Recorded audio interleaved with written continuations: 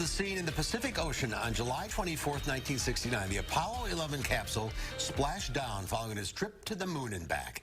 And the first Navy SEAL frogman into the water to help rescue the astronauts was a then 20-year-old named John Wolfram from Fort Atkinson. He attached a sea anchor to the capsule before being joined by his fellow teammates. 50 years later, that Navy frogman joins us here on Live at 4 with a story to tell. John Wolfram, welcome to Live at 4. Thank you for having me. It is so nice to meet you. That video is so incredible to watch. Where were you on the video? I was the first guy in the water. Swam up to the capsule. I'm the one that attached the sea anchor, which was a small parachute, and then I was supposed to look in that hatch window to see if the astronauts were okay. They gave me a thumbs up, and then several helicopters up there was some NASA officials, and we gave them the thumbs up that they were okay. How the heck does a 20-year-old from Fort Atkinson be the guy that jumps in the water to meet these guys that just got back from the moon? 2 years out of high school. Yeah, I guess just right place at the right time. I went through a Navy SEAL training there in Buds, right at 68. Went to Vietnam for one tour. Came back, and it was time for the Apollo 10 and 11 recoveries, and our team was chosen, and I ended up being one of the guys. You are leaning on the capsule. That was me with the flowers, that's right. Now, what is the story about the flowers? 1960s, folks. Okay. You know, it was a very tumultuous time, the Vietnam War, the racial tension, all these things going on.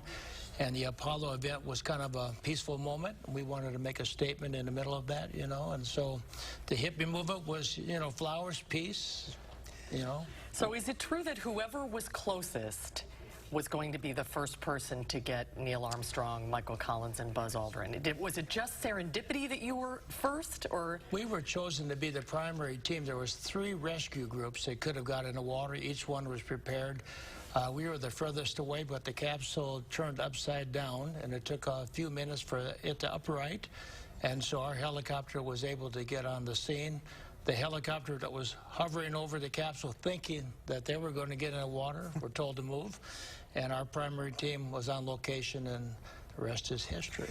Were you just doing your job, or was there butterflies? Were you nervous? You know, you rehearse this thing so many times. We rehearsed dozens of times in Coronado, San Diego Bay. We joined the Hornet out in Hawaii and you know, worked with them for a couple weeks. So we were so into this that it was just second, you know, nature to do this. Where in the Pacific were you? Between Hawaii and Guam somewhere, Samoa, I guess, way out there in the middle Pacific. There you are in the water. That's incredible. Look at this video. And were you watching it on the helicopter? No, there was no view there. In fact, you know, back in the 60s, no satellite TV, so we just had updates from NASA and so forth. What was going through your mind when you looked in that capsule? Well, it was exciting to think that I was the first guy to jump in the water, to see the astronauts just got back from the moon. It was good to see that they were okay. They were smiling and had a thumbs up. So when you looked in the window, were all of them giving you the thumbs up? Who did you see? Well, Armstrong was the first one out, so I'm assuming that was him right near the door. Did you keep in touch with the astronauts? I've got mementos. Armstrong sent me a picture that said, "To John Wolfram, who shared in our great adventure." But I've never met him in person outside of you know. Really? That's the only time you ever met? Yeah.